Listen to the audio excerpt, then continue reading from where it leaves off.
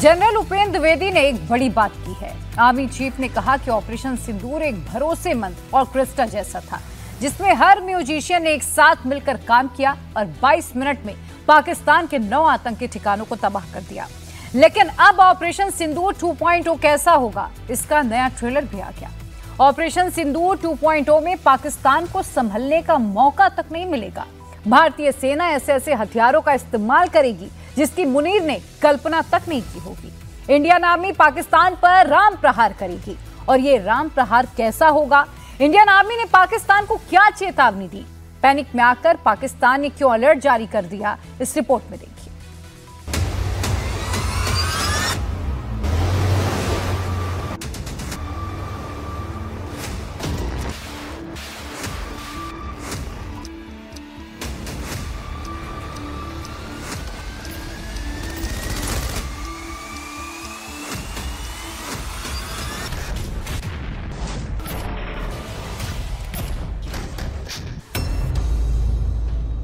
हिंद की सेना है तैयार, पाकिस्तान पर अब होगा राम प्रहार। तो जो हमने ऑप सिंदूर में किया उससे कहीं बढ़ करके काम करना पड़ेगा। ऑपरेशन सिंदूर पार्ट 2 का ट्रेलर क्या आने वाला है? पाकिस्तान पर हमले का ऑर्डर। इस डिवीजन का मेन मकसद पाकिस्तान के इलाके में घुसकर वहां पर दुश्मन को बर्बाद कर और वहां पर ऑब्जेक्टिव्स पर कब्जा करना है। भारतीय फौज लगातार एक्शन में है, एक के बाद एक युद्धाभ्यास कर रही है। पाकिस्तानी बॉर्डर पर टैंक गड़गड़ा रहे हैं, ड्रोन उड़ रहे हैं, फाइटर जेट गरज रहे हैं और इसी के साथ पाकिस्तान का पैनिक बढ़ता जा रहा है। मुनीर की फौज को हर पल यही लग रहा है कि भारत अब हमला करेगा, तब हमला करेगा। पाकिस्तान पर कैसे हमला होगा, अब उसका नया ट्रेलर भी आ गया है।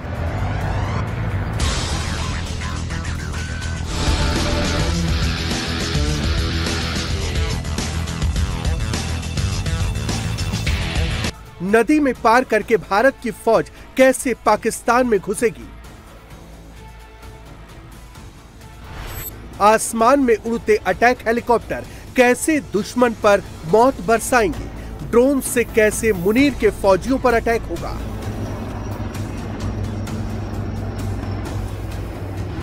पाकिस्तान के खिलाफ वॉर फ्रंट में जाने से पहले एक एक चीज को परखा जा रहा है।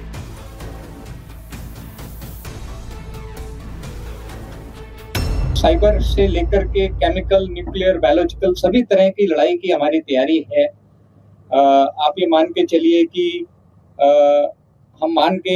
हमें विश्वास है कि अगली लड़ाई सिर्फ एक डोमेन में नहीं होगी, मल्टी डोमेन ऑपरेशंस होंगे।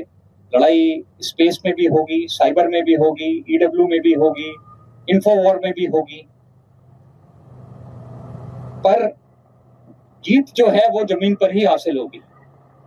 तो ये सारे डोमेन में जो भी हम काम कर रहे हैं वो किसी तरीके से जो हमारी अल्टीमेट जीत है, वो चाहे 71 की जीत हो, चाहे 65 की जीत हो, वो जब तक हम जमीन पर कब्जा नहीं करेंगे वो पाकिस्तान मानेगा नहीं कि हम जीत गए हैं। तो डोमेन सारी जरूरी हैं, हम सारी डोमेन में लड़ाई की तैयारी कर रहे हैं।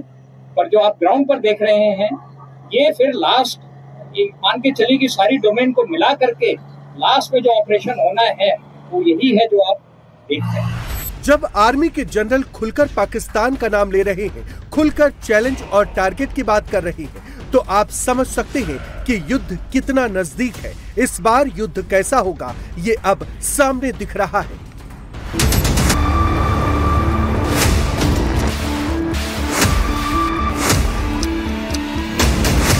कोई भी काम शुरू करने के पहले सबसे जरूरी होता है माँ का आशीर्वाद लेना। तो हम मानते हैं कि गंगा माँ का आशीर्वाद हमारे साथ है, जिस काम के लिए हम तैयारी कर रहे हैं। अगर दुश्मन कोई गलत काम करता है, कोई दुस्साहस करता है, तो उसका जवाब पहले से बहुत ज़्यादा होगा। और ये तैयारी उसी के लिए है, उसी जवाब के लिए है। हरिद्वार के पास ये इंडियन आर्मी के वेस्टर्न कमांड का युद्धाभ्यास है और इस वॉर एक्सरसाइज का नाम है राम प्रहार।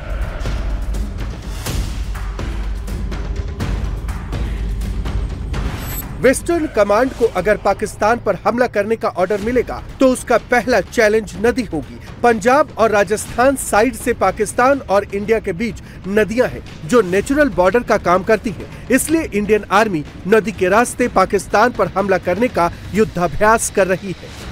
इस समय बीएमपी से फ्लोटेशन करते हुए, यानी ये वो कार्रवाई है जिसमें भारतीय सेना के 10 की फॉर्मेशन में जो जवान हैं वो एक एक करके क्रॉस कर रहे हैं। दरअसल इंटरनेशनल बॉर्डर पर जहां पर वेस्टर्न कमांड का डिप्लॉयमेंट है उन सभी जगहों पर इसी तरीके के नाले हैं, पानी से भरा हुआ जलभराव वाली स्थिति है। तो इसीलिए अब इस एक्सरसाइज का ये राम प्रहार का वो हिस्सा है जब भारतीय सेना की बीएमपीज क्रॉस कर रही हैं। इस क्रॉसिंग का मकसद बिल्कुल साफ है कि कोई भी चुनौती हो उसका सामना किया जा सके। इसमें कोप केज लगाया गया है। कोप केज का मकसद है कि अगर दुश्मन का ड्रोन अटैक होता है तो उससे बचा जा सके और आसानी से एक एक करके बीएमपी यानी बख्तरबंद गाड़ी, इन्फेंट्री कॉम्बैट व्हीकल जिसे कहते हैं, उसके जरिए इसे क्रॉस करवाया जा सके। यही भारतीय सेना का दमखम है। करीबन 5 मीटर तक ये आसानी से फ्लोट कर सकता है। इसीलिए हाई ऑल्टीट्यूड एरिया के लाइन ऑफ एक्चुअल कंट्रोल से लेकर लाइन ऑफ कंट्रोल और इंटरनेशनल बॉर्डर तक इसे डिप्लॉय किया गया है। हाल ही के दिनों में इसमें कैमरे भी लगाए गए हैं, बीएफएसआर लगाया गया, बैटलफील्ड सर्विलेंस रडार लगाया गया है। ये ठीक सामने आप देखिए तो इस समय आपको जो कैमरा हैं वो दिखाई दे रहे हैं। ये हाई डेफिनेशन कैमराज हैं, उससे इसे क्रॉस करवाया जा रहा है। वहीं मेडिकल एड के तौर पर जो मेडिकल बीएमपीज हैं, यानी इसमें अगर किसी जवान को कोई भी इंजरी होती है तो उसका इलाज करवाया जा सकता है। तो यही तैयारी इस एक्सरसाइज के जरिए की जा रही है। ऑपरेशन सिंदूर के बाद राम प्रहार एक और मेन स्ट्रेटेजिक एक्सरसाइज है जो कि वेस्टर्न फ्रंट पे की जा रही है। इससे पहले एक्सरसाइज त्रिशक्ति भारतीय सेना, वायुसेना और नौसेना के द्वारा की गई। जो हम एक्सरसाइज करते हैं वो एक ऑपरेशनल टास्क को ध्यान में रखते हुए करते हैं। और हमारा जो पाकिस्तान का बॉर्डर है उसमें कई नदियां हैं, आपको ज्ञात होगा। चिनाब है ऊपर, फिर रावी है, फिर सतलज है। और अगर हमें पाकिस्तान पर ऑफेंसिव करना है तो कहीं ना कहीं रिवर क्रॉसिंग भी इन्वॉल्व होगी। तो ये ट्रेनिंग में हमारे शामिल है कि किस तरीके से हम नदी को क्रॉस करके दुश्मन के इलाके पे कब्जा कर पाएं। भारतीय सेना की स्ट्राइक कोर की रैपिड फॉर्मेशन रैम डिवीजन ने डीप एरिया में वॉर एक्सरसाइज राम प्रहार के जरिए पाकिस्तान को डायरेक्ट मैसेज दिया है। अगर दुश्मन हमारे इस अभ्यास को देख करके, हमारी तैयारी को देख करके, हमारी क्षमता को देख करके अगर कोई सबक लेता है और दोबारा कोई दुस्साहस नहीं करता है तो ये हमारे लिए बहुत अच्छा है। यानी अगर हम दुश्मन को अपनी ताकत से डिटर कर पाते हैं तो ये सबसे अच्छी बात है। पर अगर वो उसके बावजूद भी अगर कुछ करता है तो फिर जैसा आपने कहा कि इस बार हमको जो हमने ऑपरेशन सिंदूर में किया उससे कहीं बढ़ करके काम करना पड़ा। पहली बार बॉर्डर से सटे इलाके से दूर इस सैन्याभ्यास में वेस्टर्न कमांड के 20 से 22,000 सैनिक शामिल हुए, जिन्होंने युद्ध क्षमता, रणनीतिक निर्णय, कम्युनिकेशन सिस्टम और तालमेल की रियल टाइम ट्रेनिंग दी गई। ये समय कमांड कंट्रोल सेंटर है जो एक्सरसाइज में बहुत ही स्ट्रेटेजिक रोल प्ले करता है। दरअसल इसके जरिए कनेक्टिविटी अटैक हेप्टर्स, जो कि भारतीय सेना का अपाचे अटैक हेलीकॉप्टर है, उसके जरिए उसको पूरी की पूरी जानकारी दी जाती है। ठीक सामने इस समय भारतीय सेना के अपाचे अटैक हेलीकॉप्टर्स, जिनको हाल ही में इंडक्ट किया गया है, ये ऑपरेशनल एरिया में पहुंच चुके हैं और ये मैनोवर करते हुए इस समय एयर सर्विलेंस और इससे सपोर्ट के तौर पर इसमें जो एयर टू सरफेस मिसाइल लगी है उसका इस्तेमाल करते हुए पूरी तरह से मैनोवर कर रहा है। हम आपको बता दें कि इस समय भारतीय सेना के पास अपाचे अटैक हेलीकॉप्टर्स हैं जो कि एक इंपॉर्टेंट रोल में हैं। उसके अलावा भारतीय सेना इसे और आने वाले टाइम पर इक्विप्ड और मॉडर्नाइजेशन के तहत इसको और खरीद रही है, जो कि एक इंपॉर्टेंट स्ट्रेटेजिक रोल में होंगे। ऑपरेशन सिंदूर के बाद से भारतीय फौज मॉडर्न वॉरफेयर के लिहाज से लगातार अपने आप को अपग्रेड कर रही है। वॉर एक्सरसाइज राम प्रहार में शामिल ये भारतीय सेना की अश्नी ड्रोन प्लाटून है। पाकिस्तान के खिलाफ भविष्य में जो युद्ध होगा उसमें ड्रोन का रोल बेहद अहम होगा। यही वजह है कि भारतीय सेना में अश्नी ड्रोन प्लाटून का गठन किया गया है। ड्रोन से कैसे दुश्मन के ठिकानों की निगरानी की जाएगी, कैसे घर में घुसकर पाकिस्तान के फौजी ठिकानों को उड़ाया जाएगा, अश्नी ड्रोन प्लाटून के जवान इसकी फुल प्रूफ तैयारी में जुटे हैं।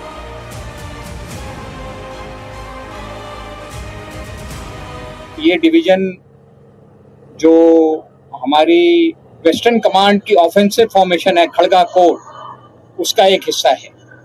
यानी इस डिवीजन का मेन मकसद पाकिस्तान के इलाके में घुसकर वहां पर दुश्मन को बर्बाद कर और वहां पर ऑब्जेक्टिव्स पर कब्जा करना है। तो ये पूरी ट्रेनिंग और ये पूरी एक्सरसाइज उस ऑब्जेक्टिव को हासिल करने के लिए है।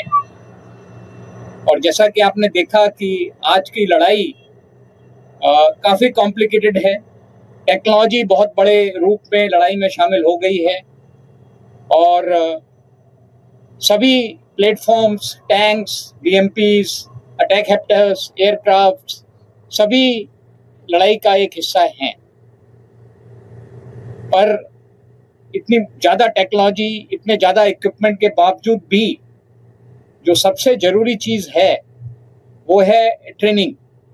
इस समय वेस्टर्न फ्रंट पर खासतौर पे जो इंटरनेशनल बॉर्डर है वहां पर नदी नाले या डिस्कम बंद बहुत सारे हैं और इसीलिए ये भारतीय सेना का सर्वत्र सिस्टम है जो कि एक ब्रिजिंग सिस्टम है। इसके जरिए इसे ब्रिज बनाया जाता है और हाईली जो ट्रेन्ड वेपन और इक्विपमेंट और प्लेटफॉर्म्स हैं वो इसे क्रॉस कर सकते हैं। वहीं दूसरी तरफ इस समय सर्विलांस एयरक्राफ्ट के तौर पर जो अलग अलग एयरक्राफ्ट हैं या फिर अगर पैरा ड्रॉपिंग की जा रही है तो उसमें जो पैरा ट्रूप्स हैं या पैरा कमांडोज हैं भारतीय सेना के, जो अपने करीबन 16.5 kg के बैटल लोड के साथ आसानी से दुश्मन के एरिया में जा सकते हैं। ये नेत्रा है जिसके जरिए करीबन 300 किलोमीटर तक सर्विलांस किया जा सकता है। हम आपको बता दें कि इसका इस्तेमाल चाहे बालाकोट का ऑपरेशन हो या ऑपरेशन सिंदूर के समय किया गया और यही भारतीय सेना की पूरी सक्षमता प्रदान करता है जॉइंटनेस के साथ।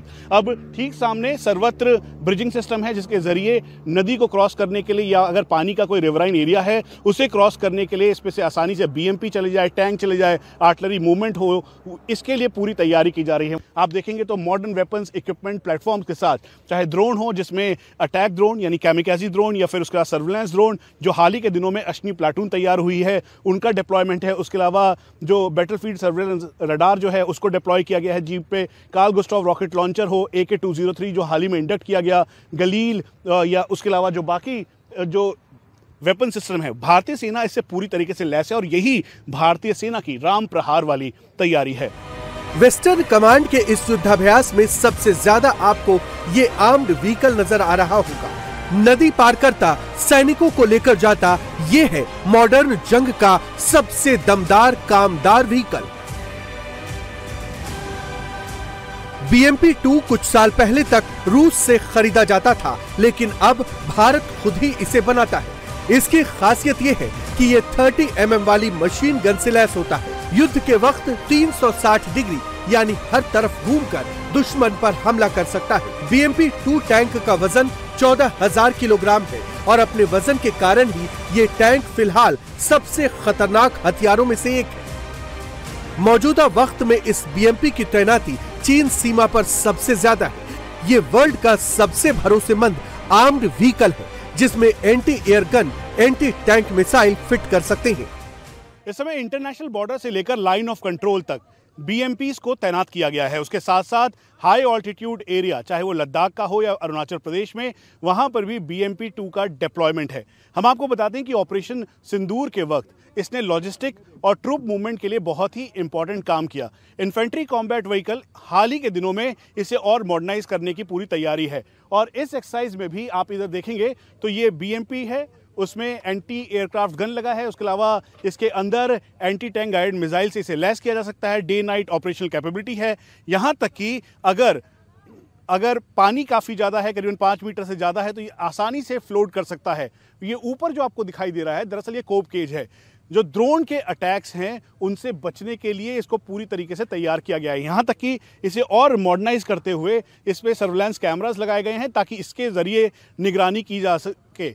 PTZ कैमरा जिसको हाई डेफिनेशन कैमराज हैं उसका इस्तेमाल, और उसके अलावा ये जो आप देख रहे हैं इसके अंदर पूरा ट्रूप मूवमेंट के तौर पर जो आप देखेंगे तो ये करीबन 3+7 की फॉर्मेशन में जवान आसानी से इसमें रह सकता है और यही वजह है कि इसको मूव करते हुए एक जगह से दूसरी जगह ले जाने के लिए पूरा सक्षम है। वहीं दूसरी तरफ आप देखें तो यहाँ पर भारतीय सेना के ये इन्फेंट्री कॉम्बैट व्हीकल जो कि एक तरीके से मैकेनाइज्ड फॉर्मेशन का हिस्सा है, उसमें ये जवान इस एक्सरसाइज का एक अहम रोल के तौर पर हैं और इसीलिए डेप्थ एरिया में ये एक्सरसाइज की जा रही है। राम प्रहार वॉर एक्सरसाइज में बीएमपी के अलावा T-72 tank, drone, rocket launcher, mortar, Apache attack helicopter, Rudra helicopter समेत कई एडवांस और घातक हथियारों की टेस्टिंग की गई। जब भारत की सेना पाकिस्तान में घुसेगी और रास्ते में अगर कोई नाला और नदी मिलेगी तो उससे कैसे निपटा जाएगा, इसके लिए फ्लोटिंग ब्रिज बनाने की प्रैक्टिस भी की गई। पंजाब और राजस्थान के इलाके में डचकम बंद हैं, उसके अलावा कई जगहों पर रिवराइन एरिया है और इसीलिए भारतीय सेना उनके ऊपर ये पुल बनाकर, फ्लोटिंग पुल बनाकर आसानी से, चाहे बीएमपी हो जिसके ऊपर कोपकेज लगा हुआ है या फिर अलग अलग तरीके के टैंक्स, आर्टिलरी मूवमेंट, उसके अलावा ट्रूप मूवमेंट के लिए बेहद कारगर और सक्षम है और यही वजह है कि इसको अब अलग अलग जगहों पर डिप्लॉय किया गया है। हम आपको बता दें कि ये जो आपको ठीक सामने दिखाई दे रहा है, इस पे जो गन लगी हुई है एंटी एयरक्राफ्ट गन है, उसके अलावा कोपकेज लगा हुआ है कि अगर ड्रोन से कहीं से हमला होता है तो उससे पूरा बचाव हो सके। ये क्रेन है, रिकवरी व्हीकल के तौर पर है कि अगर कोई भी व्हीकल आ रहा है तो उसे बचाव किया जा सके। यहाँ तक कि अब बॉर्डर लाइन एरियाज पे हाई डेफिनेशन कैमरास भी लगाया जा रहा है ताकि 24 घंटे PTZ कैमरा हो या फिर उसके अलावा हाई डेफिनेशन कैमरास, उनके द्वारा एक एक डिटेल की जा सके। अब यहाँ पर डिप्लॉयमेंट के साथ साथ आप ट्रूप मूवमेंट जो है वो देख रहे हैं, जिसमें इस समय ट्रूप को मूव किया जा रहा है और इसी फ्लोटिंग ब्रिज का इस्तेमाल करते हुए। और यहाँ पर जो भारतीय सेना के जवान हैं अपने साथ BMPs को लेकर और उसके अलावा रिकवरी व्हीकल को लेकर अब आगे की तरफ बढ़ रहे हैं और मकसद बिल्कुल क्लियर है कि हर चुनौती का सामना करना, खासतौर पे ऑपरेशन सिंदूर में जैसे मूवमेंट कर कर एक अग्रेसिव पोस्चर भारतीय सेना ने तैयार किया, उसकी वजह से पाकिस्तान डरा और सहमा हुआ आ सक है। जब नहर को क्रॉस करना होगा, मिनटों में दुश्मन की सरजमी में अंदर घुसकर हमला करना होगा, तो सबसे काम सर्वत्र आता है। सर्वत्र का अर्थ है सब जगह मौजूद रहने वाला। आर्मी का सर्वत्र भी हर मुश्किल के वक्त सेना के साथ मौजूद रहता है। ये वॉर मशीन इतनी दमदार होती है कि इसके ऊपर से टैंक की पूरी रेजिमेंट निकल सकती है और जरा भी फर्क नहीं पड़ता। आत्मनिर्भरता के प्रतीकात्मक तौर पर इस समय ये ब्रिजिंग सिस्टम है, सर्वत्र ब्रिजिंग सिस्टम। फ्लो बहुत तेज है पानी का, उसके साथ अब इस ब्रिज को पूरी तरह से तैयार किया जा रहा है ताकि इस ब्रिज के जरिए पूरी तरह से जो टैंक्स हैं, आर्टिलरी गन्स है, ट्रूप मूवमेंट है, वो की जा सके। इसीलिए जो सबसे पहले ऑब्जर्वेशन के तौर पर जो जवान है उसने इसका पूरा मुआयना किया। ये 10 मीटर, 20 मीटर, उसके अलावा 50 मीटर और अलग अलग लेवल के ये जो ब्रिजिंग सिस्टम है वो है। ठीक सामने इस एक्सरसाइज में बैटलफील्ड सर्विलेंस रडार से ये पूरे एरिया की रेकी की जा रही है, सर्विलेंस किया जा रहा है ताकि ट्रूप्स को आसानी से आगे भेजा जा सके। अगर कोई भी एरियल थ्रेट है तो उसे एंगेज किया जा सके। जहां एक तरफ BFSR है, यानी ये BMP के ऊपर पोजीशन है, इसके साथ साथ इसमें जो 30 mm की गन लगी हुई है, एंटी टैंक गाइडेड मिसाइल है, तो वहीं दूसरी तरफ ठीक पीछे की तरफ, क्योंकि इंटरनेशनल बॉर्डर ठीक इसी तरीके के हैं और दूसरी तरफ पाकिस्तान है, तो ये हम आपको बता दें कि इस समय एक्सरसाइज डेप्थ एरिया में की जा रही है। बॉर्डर से बेहद दूर है ये और ठीक सामने आप देखें तो वहां पर जो T-72 टैंक्स है जिसपे कोपकेज लगा हुआ है, उसके अलावा सर्विलेंस के तौर पर जो ब्रिज है, यानी जो रिवराइन एरिया है, क्योंकि बॉर्डर पर, इंटरनेशनल बॉर्डर पर कई सारे नदी नाले, नदियां हैं जो कि पाकिस्तान की तरफ जाती हैं और फिर वो एक तरीके से इंटरनेशनल बॉर्डर या LC का काम करती है, तो उसको पूरी तरह से क्लियर करने के लिए ताकि आसानी से BMPs, tanks, artillery guns, troop movement हो सके, इसीलिए सर्वत्र ब्रिजिंग सिस्टम है। इसका काम है कि किसी भी एरिया में एक ब्रिज तैयार करे जिसके ऊपर से आसानी से tank, artillery gun, troop movement हो सके और इसीलिए अब यहां पर इस एक्सरसाइज का ये बेहद इंपॉर्टेंट हिस्सा है।